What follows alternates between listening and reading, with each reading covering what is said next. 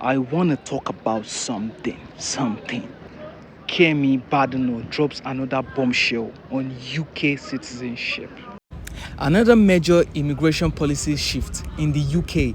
Kemi Badenoch is making headlines again. Well, the Conservative leader has announced a tough new stance on British citizenship, making it harder for immigrants to qualify. So the question is this a necessary reform or just a political maneuvering? So what is the issue about? What is this particular issue about? Let's listen to what she actually said. Britain is our home. It's not a hotel. It's time to tell the truth on immigration and propose real plans to do something about it.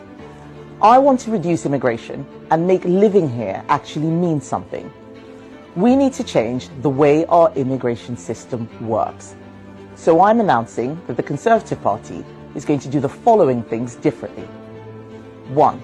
If you want to stay in our country permanently and apply for indefinite leave to remain, the time you have to live here before you apply will increase from 5 years to 10 years. 2. You will have to be a net contributor with a high enough salary, especially if you want to bring family members with you.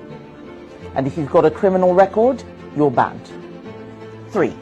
If you've claimed benefits or need social housing, you can't even apply. 4.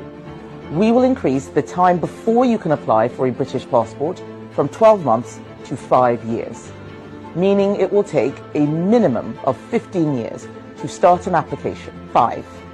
If you enter this country illegally or outstay your visa, you will be banned from ever gaining leave to remain or a passport. These changes, on top of a strict numerical cap on numbers, will constitute the most robust changes ever made to our immigration system. Lower numbers, secure borders, and an immigration system that finally works for the British people. This is another step in our plan to control our immigration system. So she has actually said a lot, and from what I could pick is that she has proposed extending the time required for immigrants to apply for British citizenship form, which was 6 years to 15. And alongside this, indefinite leave to remain, which is known as the ILR, would require 10 years in the UK instead of 5. Which applicants would have to wait for another 5 years before applying for citizenship, because those with criminal records who have claimed benefits or social housing would be barred from the ILR, like completely. You'll be barred from it because you have criminal records. But usually, the society we are in, whenever there's a criminal record, you are limited to certain benefits in the society. So in one of our recent interviews, I think with BBC, she defended her stance, saying citizenship is a privilege, not just a right. Okay, we can agree with that. But how does this relate to the current policy she's trying to propose or she's trying to implement?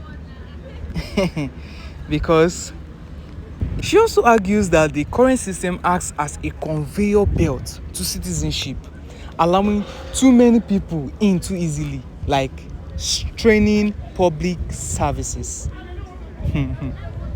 So there are people who have criticized her that she's trying to appease right-wing voters, especially with Reform UK gaining popularity at the moment.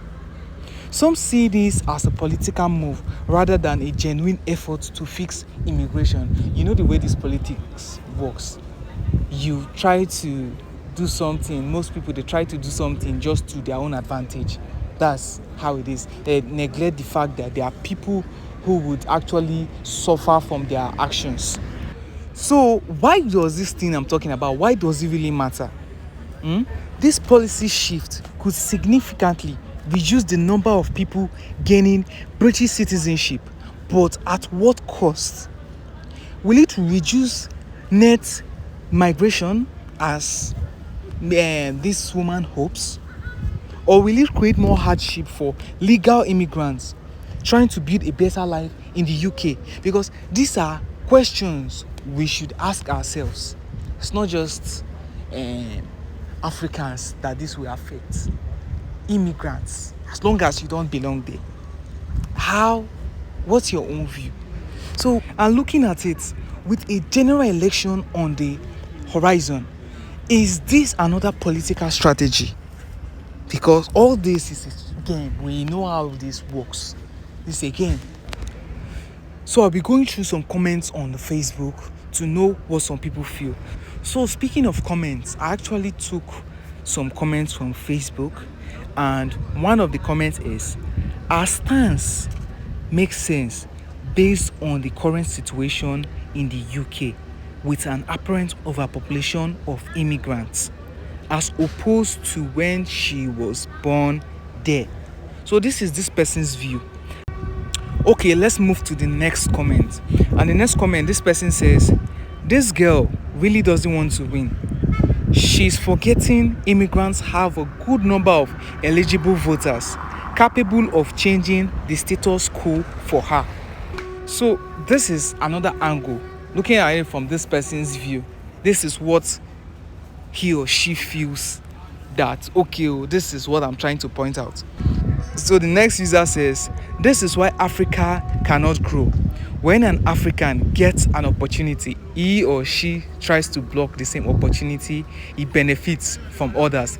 Typical African mindset. Many things they happen.